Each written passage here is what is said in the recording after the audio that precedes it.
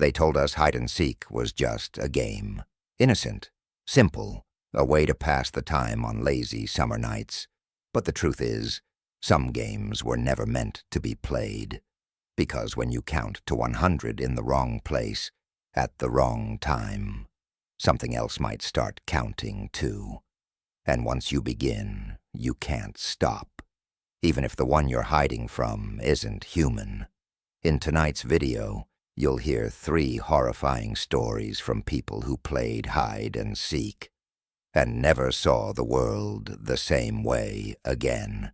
One found a seeker that never left. One blinked, and everyone else was gone. And one found the person they lost, still hiding 20 years later. So turn off the lights, keep your eyes open, and whatever you do, don't get caught. If you're ready for more disturbing true horror stories every week, be sure to like this video, subscribe to the channel, and let us know in the comments. When was the last time you played hide and seek? Now, let's begin with the first story. Story 1, The Seeker in the Walls. The house was condemned when we were 12. 3 stories tall, red-bricked, and crooked, like it leaned slightly to the left, tired of standing after 70 years of bad winters and worse rumors. It sat at the edge of the woods, past the creek, past the railroad tracks, and definitely past where any of our parents told us we were allowed to go. We called it the Kramer House. Everyone did, even though no one had lived there since before we were born. There were 6 of us that summer. Me, Isaac, Darren, Layla, Jules, and Robbie. We were inseparable, and like all kids with too much time and not enough supervision, we made dares, some stupid, some scary. But the one that changed everything was the game of hide and seek, at night, inside the Kramer house. It was Isaac's idea. He always wanted to be the brave one, even though he was terrified of the dark and flinched at his own shadow. He said, "We all hide. One person seeks. Whole house. One rule. No leaving the property." Seemed fair, exciting even. We drew sticks. I pulled the short one. That meant I was the seeker. We met behind the house at 9:45 p.m. By 10, I counted aloud in the entryway, while the others scattered through creaking halls and rotting staircases. 1, 2, 3. By 30, I couldn't hear footsteps anymore. By 50, I felt completely alone. At 100, I opened my eyes, and something felt wrong. It wasn't just the cold, though it was cold, like the house itself had a heartbeat, and I was standing in the middle of its dying pulse. It wasn't the dark, though my flashlight only worked when it wanted to, and my phone had 0 service. It was the quiet, dead quiet, the kind of silence that felt deliberate. I searched the first floor, checked under the stairwell, behind the fallen bookshelf, inside the fireplace. Nothing. I called out, "I'm coming up." No response. Second floor creaked worse than the first. Dust coated everything. I found Darren in the bathtub. He screamed, I screamed, we laughed. We found Jules under the guest room bed. She shushed us, smiling, and we left her hidden. It was fun, at first, but then we found Layla in the hallway, not hiding, just standing, facing the wall, not speaking. We thought she was playing a prank, but she didn't blink, didn't move. When I touched her shoulder, she flinched, like she'd just woken from a nightmare. She looked at me like she didn't recognize me, and whispered, "Don't talk out loud, it hears us." We asked what she meant. She shook her head. I saw it. I saw where it hides. Then she ran down the stairs, out the door, gone. We tried to call her, but her phone had no signal. None of ours did. We figured she'd chickened out, that she'd be waiting for us in the woods. So we kept playing. We shouldn't have. That's when Robbie disappeared. 1 second he was with us, crouched in the kitchen behind the overturned island, and the next, He was gone. No sound, no footsteps, just missing. We thought he was hiding again, until we saw the message. It was scrawled into the inside of the pantry door, with what looked like a nail or sharp rock. 4 words. The seeker never left. We called out for him. No answer. Then the lights flickered, the flashlight dimmed, and we heard a voice from upstairs, playful, crooked, almost human. Ready or not? We ran. Darren tripped going down the stairs. I grabbed him. Jules screamed. We didn't stop running until we were out of the house and halfway through the woods. We didn't talk. We didn't sleep. Layla never responded to texts. Her parents said she didn't come home that night, or the night after. Neither did Robbie. They were never found. The police searched the Kramer house, found nothing. No evidence, no footprints, no blood, no bodies, no proof there were ever more than 4 kids in the house that night. They thought the rest of us were lying. We weren't. 2 weeks later, the house burned down. No one knew how. The fire department said it was lightning. But there hadn't been a storm. They demolished what was left, paved it over, built a self-storage unit on the land. That was 12 years ago. Now I'm 24, and 3 nights ago, I got a letter in the mail. No return address. Inside was a photo, a picture of the old Kramer house basement, before it burned. In the corner, scratched into the wall behind the furnace, were those same words. The seeker never left, and scribbled beneath it, in fresh ink, now it's your turn again. I tore the photo in half. Didn't matter, because when I went to throw it away, there was already a copy of it, taped to the inside of my front door. Same image, same words. Now it's your turn again. I hadn't seen Isaac or Darren or Jules in years, but I called them that night. Isaac didn't answer. Darren's number was disconnected. Jules picked up on the second ring. Before I could say anything, she whispered, "You got one too." We met in a parking lot the next day.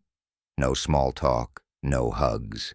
Just trauma dressed in adult clothes. Jules still had her letter. Hers came with a stick. The same kind we used to draw seeker rolls all those years ago. Only this one was marked. One end blackened, burned. "It's you," she said. Again. The self-storage facility built where the house once stood was still there. Same lot, same soil, but something felt unchanged. We walked around the back and found it. A rusted storm door in the ground, chained shut, bolted, welded even. It shouldn't have been there. Wasn't on the building's blueprints. And yet, I could feel cold air leaking from the cracks. We left. But that night my lights flickered at 2:13 a.m. Then came a knock at the door. 3 slow knocks, like a child's game. When I checked, no one was there. Just a footprint in ash on my welcome mat. And a new note on my fridge. "You're not the seeker anymore." I tried to shake it off. I tried to sleep, but I kept hearing it in my dreams. That same voice from the Kramer house. Ready or not. Only this time, it sounded closer. The next day, Jules went missing. Her apartment was untouched. No forced entry, no struggle. Just one thing out of place, a sticky note on her mirror.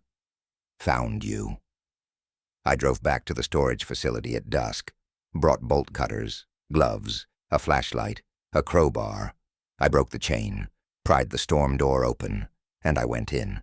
It was a staircase, narrow, steep, descending farther than it should have, at least 3 stories. No walls, just exposed brick and wood. The air grew colder with each step. My flashlight flickered, then stabilized. At the bottom I found a hallway, dark, long, with 6 doors, 3 on each side, all numbered, 1 to 6. But the door at the end, that one had no number, just a crude carving. A word I hadn't seen since I was 12. Seeker. I tried each of the 6 doors. All were locked. except the third. Inside was a small room, no bigger than a pantry. On the floor were Polaroids of kids.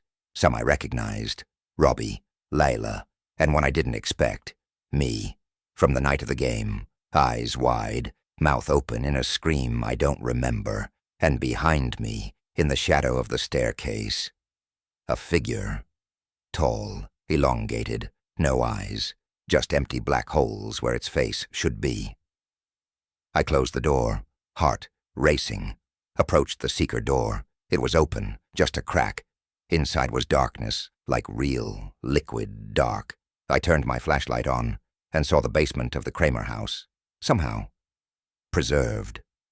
Same layout, same furnace, same blood-stained floor, and in the far corner, Robbie's jacket, hung neatly on a hook. Then I heard it, footsteps above me. But I was underground, alone. They grew louder, until the door slammed shut behind me. Darkness. Then, ready or not, I ran, blinded, hands out, crashing into furniture that shouldn't be there.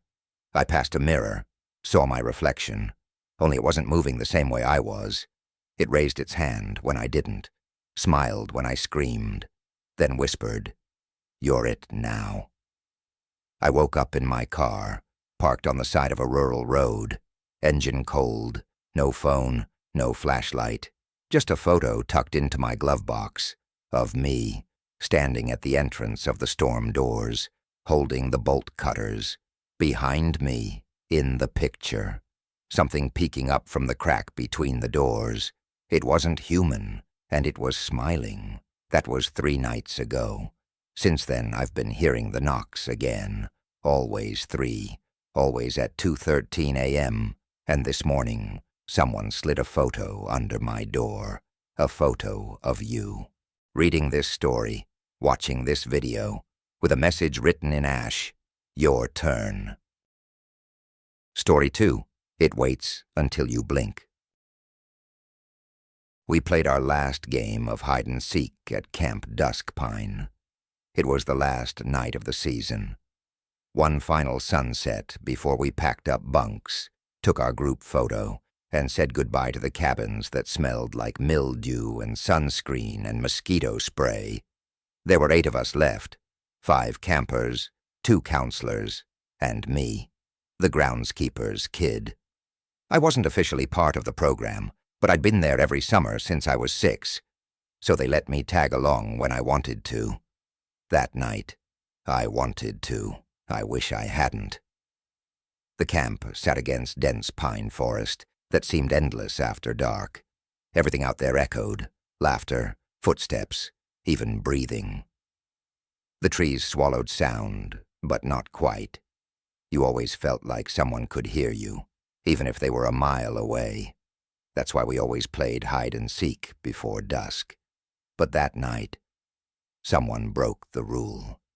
It was Tara, one of the counselors. She was 19 and fearless in a way that made you want to follow her, even when it was dumb. She said, "Last night at Dusk Pine, we need to go out with a scare. Let's play one more round. One last seeker." It was stupid. It was perfect. We drew sticks. The short one meant you hid. The long one meant you were the seeker. Tara handed them out. Everyone grabbed. One by one we turned them over. Mine was long. I was the seeker.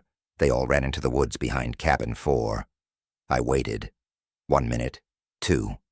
Then I went after them. The sun was almost gone.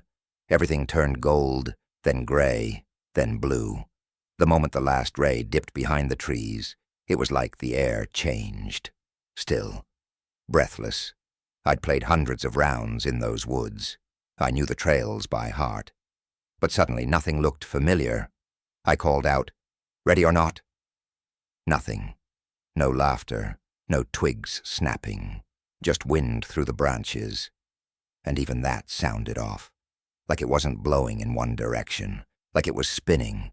I found the first hider 10 minutes in. Dev, crouched behind a tree, smiling. He said, "Took you long enough." But something in his voice sounded wrong. I shrugged it off. He joined me, walking quietly. Then we found Nate, halfway up a boulder, then Kim, curled under a root system. That made 4 of us, but Tara was still missing, and so was Zeke. "Let's call it," Kim said. "I don't want to be out here when it's fully dark." She was shaking. I agreed. We started heading back, until Dev said, "Hold up, where's Nate?" I turned. Nate was gone, vanished, no footsteps, no sound, just the space where he stood, still warm. We started running, didn't know which direction, just away. That's when we heard it, a whisper in the trees, not a voice, a word. Found. It came from every direction. The wind stopped. The air dropped 10 degrees, and then movement, just past the tree line. Something tall, pale, unbending, no face, just a mouth, slightly open, breathing. And then it did something that nearly made me collapse. It blinked, but it didn't have eyes. Kim screamed. Dev pulled her. We sprinted. Branches clawed at our arms and faces. I dropped my flashlight, didn't care. Just ran until I hit a tree I recognized. The one with a boot nailed to it, where we used to hang bug catchers. That meant we were close. Cabin 4 was only 30 yards away. We burst into the clearing and froze. Nate was already there, standing still, covered in dirt and pine needles, staring at us, smiling too wide. "Took you guys long enough," he said. His voice was hollow, like it echoed inside itself. Kim screamed again. Dev backed away. Nate took 1 step forward and said, "Do you want to play again?" That's when we saw Tara, in the window of the cabin, slamming her hand against the glass, mouth open in a scream, pointing at us, shaking her head no. Then the lights went out. We made it inside, locked the door. Tara was in the back, crying, shaking. She said, "He's not Nate. That's not him." We believed her, because 5 minutes later someone knocked at the cabin door. 1 knock, then another, then a voice that wasn't Nate's, but used his words. "Come out. I'm still counting." We held our breath, listened, and then it began again, the voice from outside, "Ready or not?" Then silence, until Tara whispered, "It waits until you blink." The night we saw Nate outside the cabin, or the thing wearing Nate's body, was the last time any of us ever felt safe in those woods. Tara locked all the doors, boarded the windows with cots and chairs. Kim just sat in the corner whispering prayers, while Dev paced with a pocket knife like it could help. Me? I just watched the front door, because whatever was out there, it wasn't going away. It knocked 3 times every 5 minutes, always exactly 3, always followed by that voice. "Ready or not?" Sometimes it came from the left window, sometimes the back door, sometimes directly above us from the roof, but it was always the same voice. Soft, playful, too perfect, like it was trying to remember how to sound human. Tara whispered, "We played too late. It doesn't like that." I asked what she meant. She told us the camp had rules, old ones, ones not written down, ones that said, never whistle after sunset, never count past 99, never play hide and seek after dusk, never stop watching each other. I didn't understand the last one, until the lights in the cabin flickered. Dev blinked, just once. When he opened his eyes, he screamed. Kim was gone.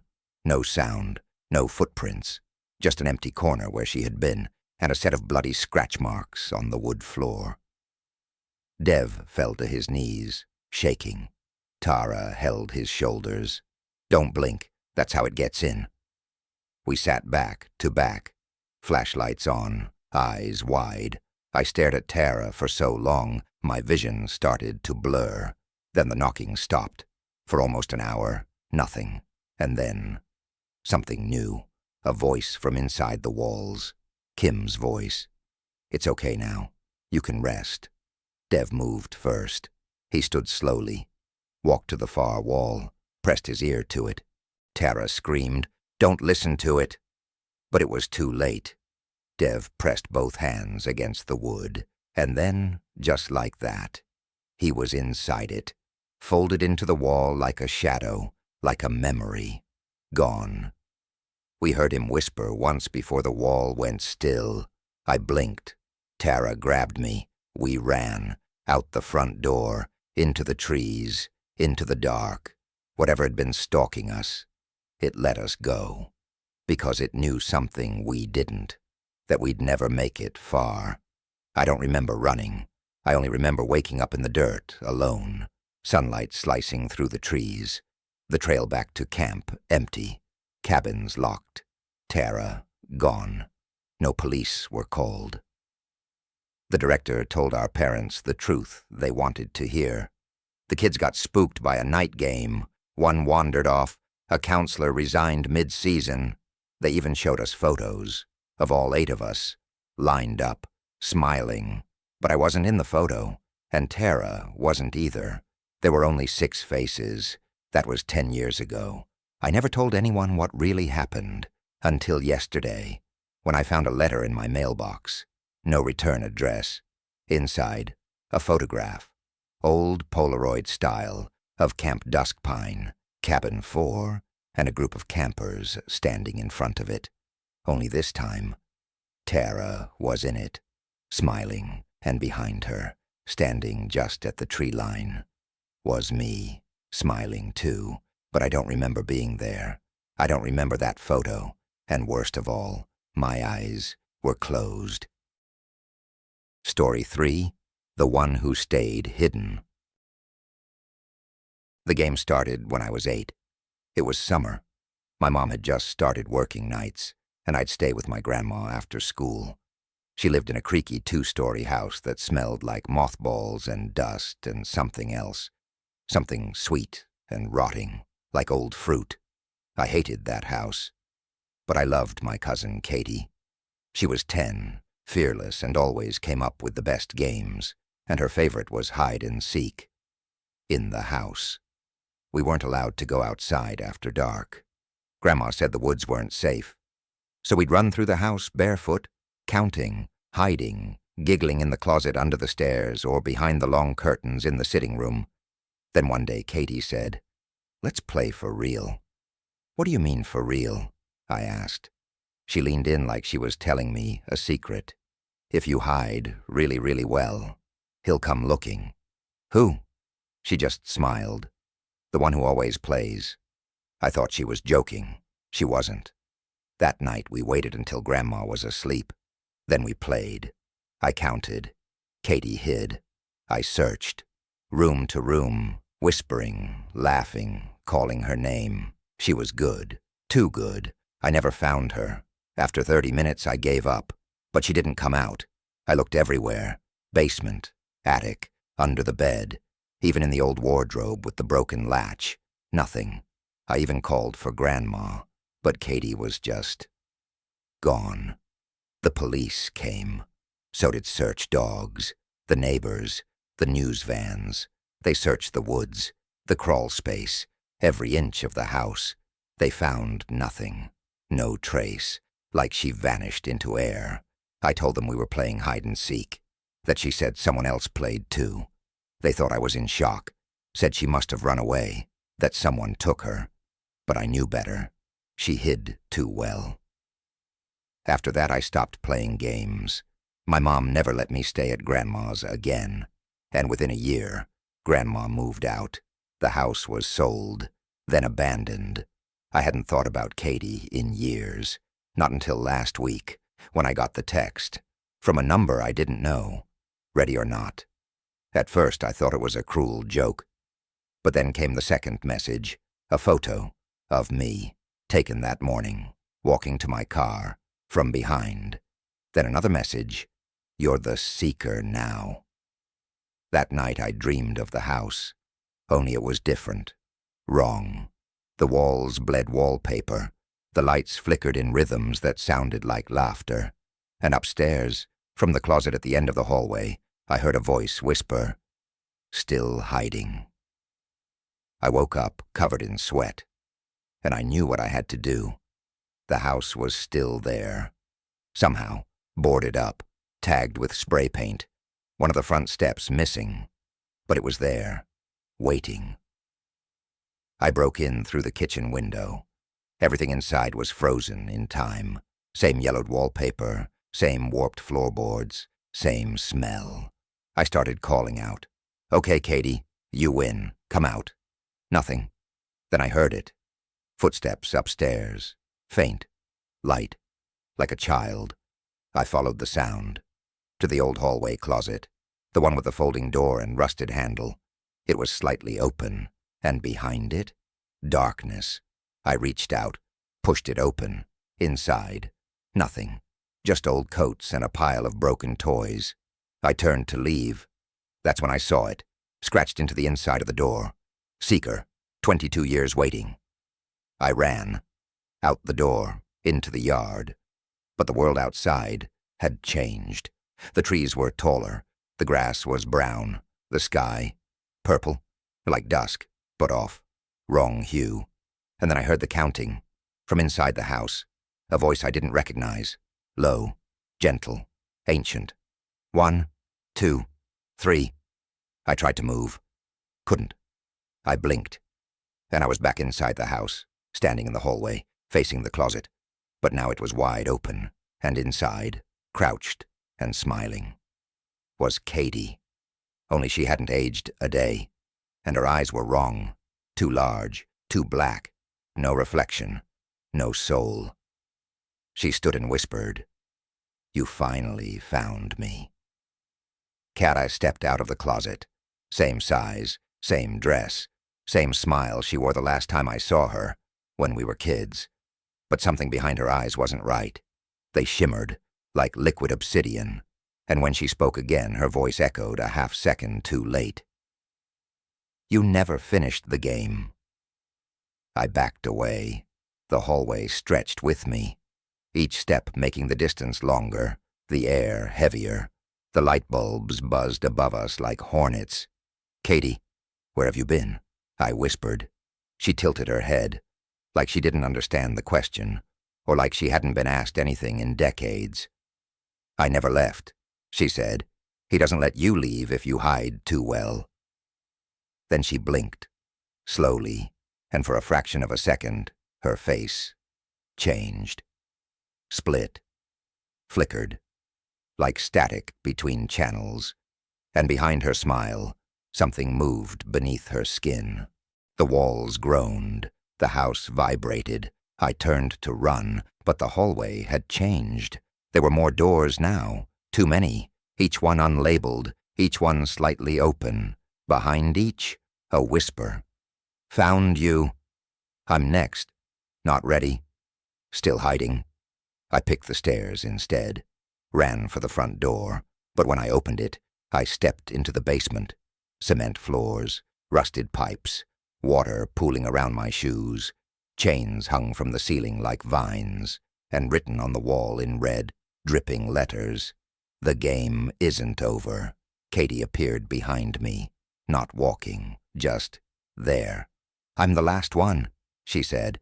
"But he wants you now. He wants a new seeker."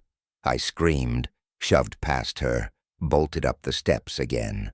And when I burst into the hallway, I wasn't in the house anymore. I was back in my apartment, standing in the living room, front door still locked, TV off, no lights on, but in the hallway mirror, I saw her, standing behind me, smiling. Then my phone buzzed. A new message, no number, just a photo of the house. My car parked outside, and below it, "You brought him with you." I didn't sleep, didn't leave. The next day the photo changed. Same house, different door, scratched into it. "Your turn." That night the lights in my apartment started flickering. The closet door creaked open by itself, and the shadows inside pulsed. Then I heard it. From behind me, a soft, raspy whisper. 1, 2, 3. I turned. No one there. but my bedroom closet was wide open. Inside, scrawled into the back wall, was my name, and the word, Seeker. I don't remember falling asleep, but I woke up standing in the hallway, counting out loud. 87, 88. I couldn't stop. My lips kept moving. My lungs kept pushing air. 99. And then silence. No one told me what would happen at 100, but I know now, because the lights went out, and the voice whispered in my ear, ready or not.